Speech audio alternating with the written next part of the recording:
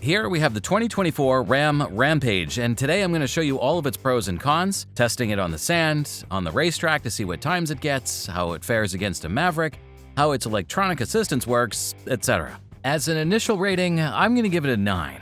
It comes very well equipped with 268 horsepower and 4-wheel drive. It has no chassis, being very light. I don't need to carry load, so for me it's the perfect car. 0 to 60 in less than 7 seconds, and its value is lower than a Golf GTI. We start with the exterior. I like the design of the headlights. It shows beautifully during the night.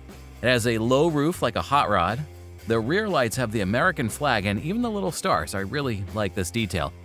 What I don't like is the lack of a third stoplight and the tiny turn signals. They could have been bigger. Then the car companies complain though, right? When the regulations come out that ask for minimum mirror dimensions, minimum light dimensions, well, here's the answer. Worse is that an off-road vehicle comes with a bicycle wheel as a spare, and on top of that, the original tire doesn't even fit in the support. It's a design flaw because there's space under the vehicle in relation to the exhaust. Okay, we move on to the interior. It looks luxurious, the seat is very nice, it offers little support against the sides because it's quite flat, but it's fine.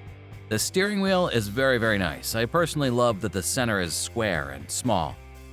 This is not real thread. It's stamped on what would be this plastic rubber material, but it's still very well done. The GOAT logo is embossed and looks very good quality. The dashboard is then made of soft components, but up to there, the layer it has is minimal.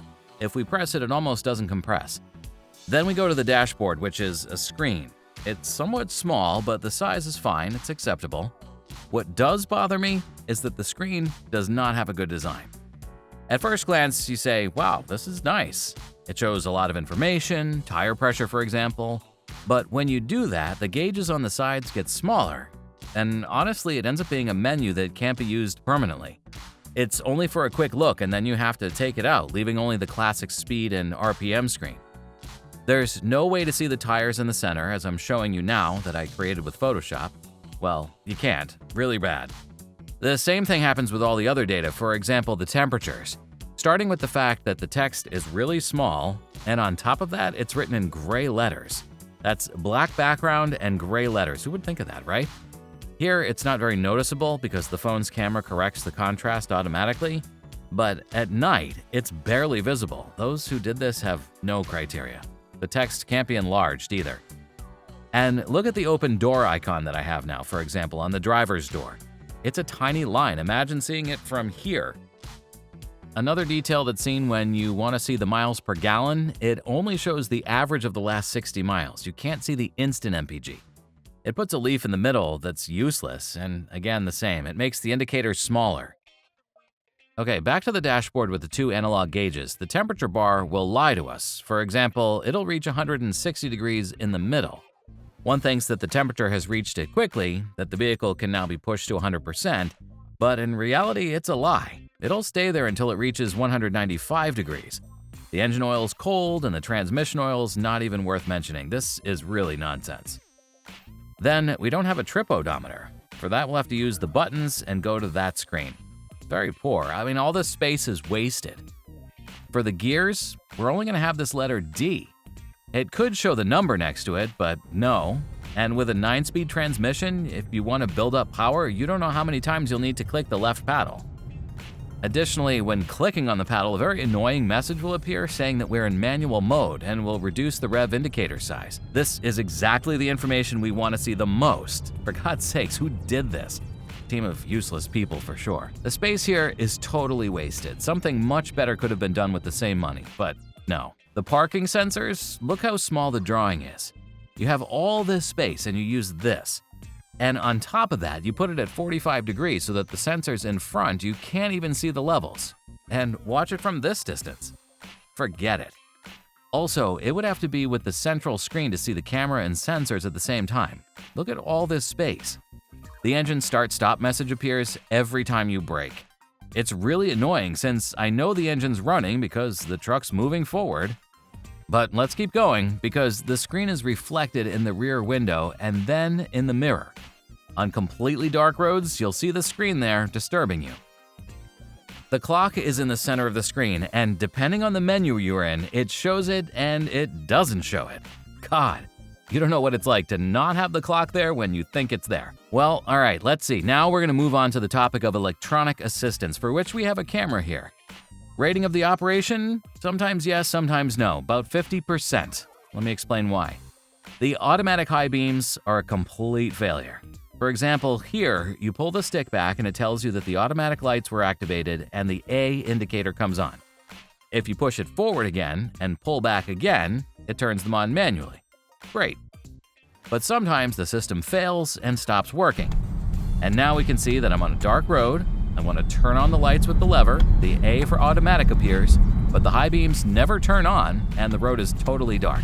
I couldn't turn on the high beams. Later, I went to the menu as I'm showing you now, and I had to go and deactivate the automatic dimmer of the lights because, well, the truth is that it doesn't work. Imagine you're on that road and you have to stop to do this. Crazy. The adaptive cruise control works perfectly at times, and at other times it's an absolute disaster.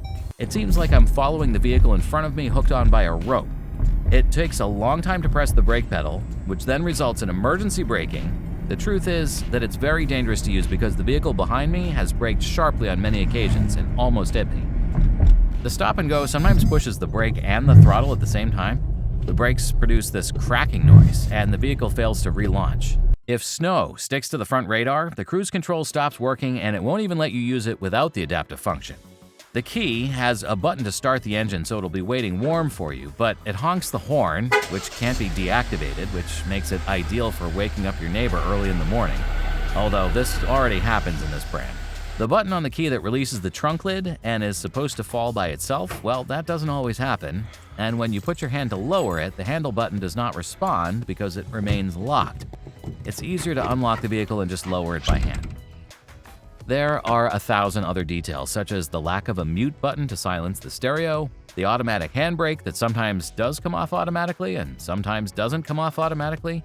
This depends if you've buckled up before moving the gear selector, but sometimes I select the gear first and then I put on my seatbelt, so for me this is really annoying.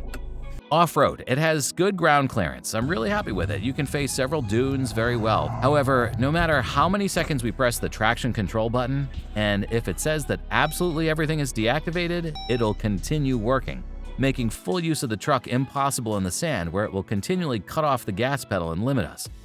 This also needs to be updated so that it can be used. Forget about picking up speed to climb on bumpy terrain, because it'll limit you. Moving on to the lower part of the vehicle, we can see the differential, which is similar to the Haldex. They have clutches here. I've never had a problem, to be honest.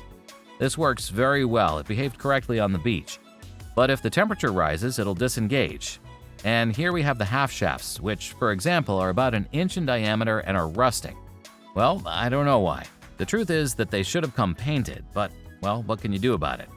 The exhaust system is made of stainless steel, and then we have the suspension, which is very good for a vehicle that reaches more than 130 miles per hour. It has to be a bit hard because otherwise it'll fly off on the highway, but, well, in my opinion, it could have been a bit softer. Moving on to the Italian engine, you could say it's almost an Alfa Romeo. In fact, they're manufactured in the same plant as the 280 horsepower Stelvio engine, although this one doesn't have a multi-air system. It's similar to the Wranglers. It's the Hurricane 4 with 4 cylinders, 2.0 turbo. As you can see, it uses a water intercooler. Okay, the oil cap here tells you that it takes 5W30. The piston has a bore of 84 and a long stroke of 90 millimeters, 16 valves with variation in both cams. The turbo compresses up to a maximum of 10 psi and the rev limit is 5,300 RPM, which is very low for a gasoline engine. It produces 295 pound-feet of torque and 268 horsepower. The shifting speed is normal, neither fast nor slow. It's a ZF gearbox. It has 9 gears, although the 9th is very long and not very useful, and it's very heavy. The computer hardly uses it. Sometimes it has worse fuel consumption than the 8th and requires turbo boost. I don't recommend engaging it manually. Well, it's time to face the Maverick in 1/8 of a mile.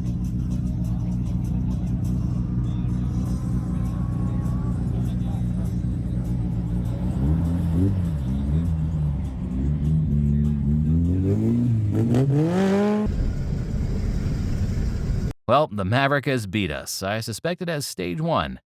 9.89 versus 9.93. Now let's try with Draggy.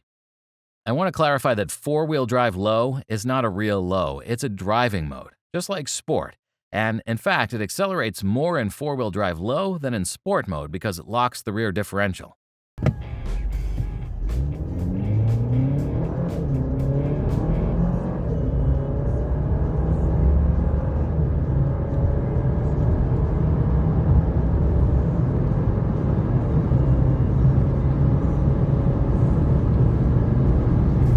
Great times, and better than those declared by the manufacturer. Here we have top speed in each gear. Considering it doesn't have a real low, the first gear could have been shorter for maximum tow capacity. The maximum speed is reached almost in 5th gear. It'll change gear and then in 6th it arrives and maintains it. 7th, 8th, and 9th are overdrives and cannot sustain the maximum speed. Alright, well, my final conclusion is that I had originally given it a 9, but because of everything mentioned in this video, especially the ADAS, which needs a solution, the ESP, which is annoying off-road, the bad design of the screen, which I admit is the least of it, the remote start, which I don't use because of the horn, among other bugs in the software, such as the hold function, which releases the brakes somewhat abruptly in some occasions, the sun visor is a bit small, my hand gets in through the side, the fuel cap hanger is incorrectly positioned, and the plastic thread interferes with the pump. The fuel tank is really small, and we have size to put a bigger one. Because of all of this, the score self-sabotages to a 7. I could raise it to a 9 if they fix the software, but anyway, what do you think? Will they release an update? It's been sold in Brazil for a year and no news. I repeat that the interior is very nice, the design and power of the vehicle are excellent. Please, Stellantis, solve this software. Below you have the comments, and I'll see you in the next video.